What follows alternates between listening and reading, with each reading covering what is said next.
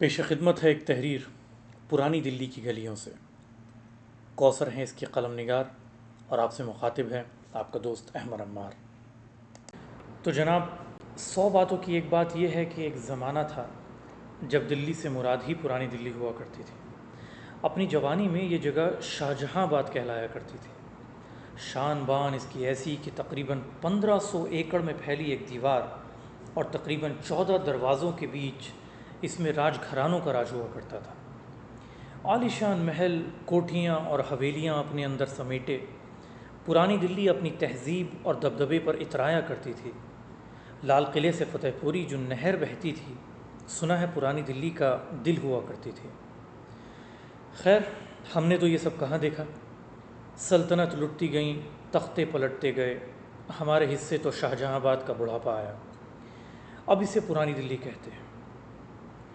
یوں تو میں اسی پرانی دلی میں پلی بڑھی ایک لڑکی ہوں، مگر یہ میرے آبا و اجداد کا وطن نہیں ہے۔ دلی نے ہمیشہ سے ہی عالم ہند کے لوگوں کو معاش کے لیے پناہ دی ہے۔ میرے دادا صاحب بھی ایک روشن مستقبل کی تلاش میں کبھی دیوبند سے دلی آئے ہوں گے، اور ہوا یہ کہ یہیں کے ہو گئے۔ اب دلی چھوڑ کے کوئی جائے بھی تو کیسے جائے۔ خیر، ہمیں اپنے باپ دادا کا وطن اس قدر پیارا ہے اور اس سے لگاؤ اس قدر ہے، ہم پر اس کی چھاپ ایسی نظر آتی ہے کہ ہم وطن تو اپنا دیوبند کو ہی کہتے ہیں، مگر دیوبند اگر ہمارا وطن ہے تو پرانی دلی ہمارا بچپن ہے۔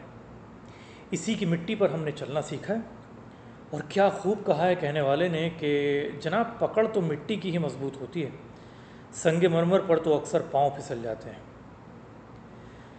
جب ہم نے پرانی دلی میں آنکھ کھولی تو خود کو غالب صاحب کے محلے بلی ماروں میں پایا۔ ہم نے اپنے بزرگوں سے یہاں کی کہانیاں تو جو سنی ہو وہ سنی ہو، ہمیں تو وہی اپنا گھر بھی کسی محل سے، کسی حویلی سے کم نہیں لگتا تھا۔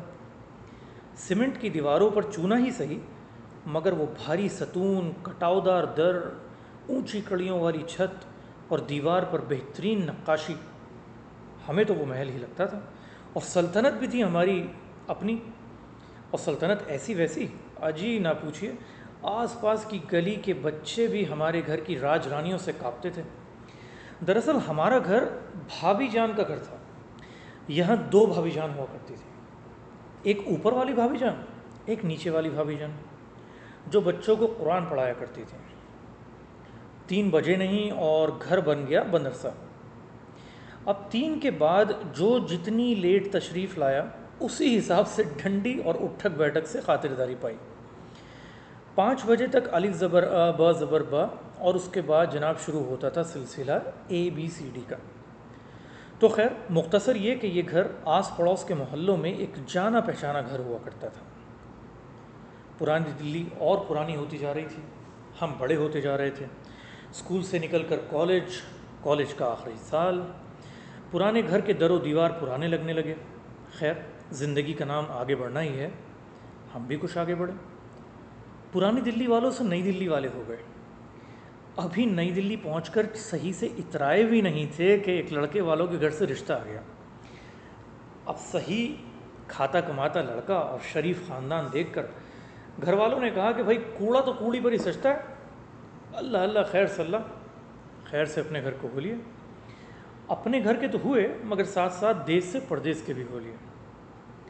اب کیا بتائیں پرانی دلی والوں کی باتیں، پہنچ کہیں بھی جائیں یاد کلو کی نہاری کو ہی کریں گے۔ ایئر کنڈیشنڈ فلیٹس نے بھی وہ گرم تندور کے پاس کھڑے ہو کر روٹی خریدنے کی جو تپش تھی، اس کو ماند نہیں کیا۔ بڑی بڑی گاڑیوں میں بیٹھ لو کتنا بھی، وہ پرانی دلی کی گلیوں میں رکشہ کے جھٹکے آج بھی کمر کو لچکا دیتے ہیں۔ تو خیر بھائی، کچھ بھی کہو، اس مٹی کا احسان ہے ہم پر، اور ہم احسان فراموش ہرگز نہیں۔ تو جناب، بات یہ ہے کہ ہم نے پرانی دلی کو دیکھا نہیں، جیا ہے۔ ہمیں وہاں کے دکھ، درد، تنگیاں، پریشانیاں خوب معلوم ہیں۔ ہم وہاں کی زبان اور زبان کی لذت دونوں سے ہی واقف ہیں۔ ہم نے پرانی دلی کے لطف اور وار دونوں کھائے ہیں۔ ہم نے پرانی دلی کو اندر سے دیکھا ہے اور باہر سے بھی، مگر کچھ لوگ ایسے بھی ہیں جنہوں نے یا تو پرانی دلی کو صرف اندر سے دیکھا ہے، اور کچھ ایسے ہیں جنہوں نے صرف باہر سے دیکھا ہے۔ خوش فہمیاں بھی ہیں، غلط فہمیاں بھی ہیں، کڑوے سچ بھی ہیں، تیکھے جھوٹ بھی ہیں۔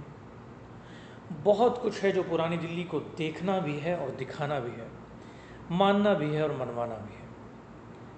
ڈھل گئے وہ دن جب شاہ جہاں آباد کو بچانے اور بسانے کے لیے تلواریں چلتی تھیں۔ بوسیدہ ہوتی پرانی دلی کو آج پھر بسانے اور بچانے کی ضرورت ہے، مگر اس بار تلوار سے نہیں، پیار سے۔